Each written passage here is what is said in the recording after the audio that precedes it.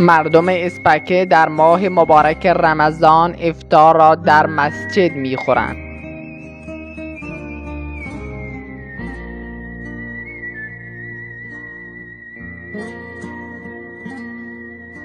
هر کدام یکی هرچی در خانه دارد به مسجد می آورد و در سفره مسجد می گذارد.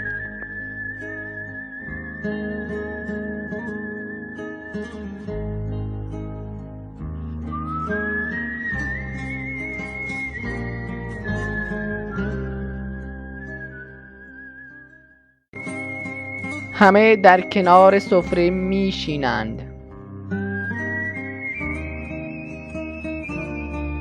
دست به دعا می شوند. نزدیک به اذان است. امام مسجد اذان را می دهد. الله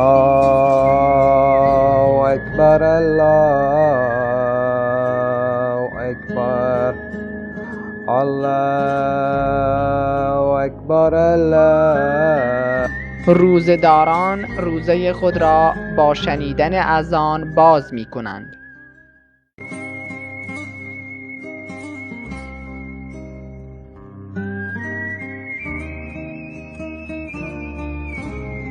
بعد از خوردن افطار صفها را ترتیب می دهند و امام نماز را شروع می کند.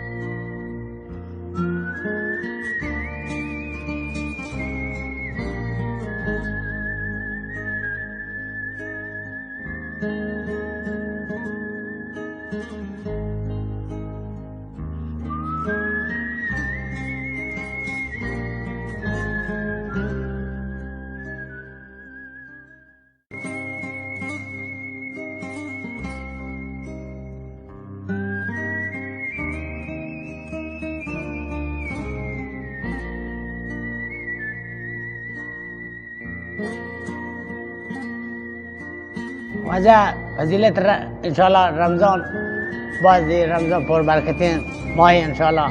الله هر مسلمانی اجر بده، هر مسلمانی انشاءالله فرصت بده که ماه مبارک رمضان با عزت و با حرمت انشاءالله بگذرونه.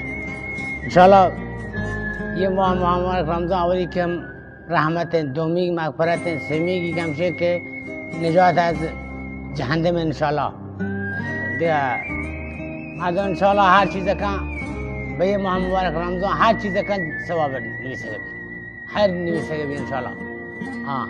دیگه هر کاری بکن، کار خیری بکن، یا کار خیری 10 برابر ثوابه، یا کار خیری 10 برابر ثوابه، یا پرزه کنه تا 70 پرزه انشاءالله یه ماه مبارک رمضان، یا نفله کنه پرزه حساب بی انشاءالله.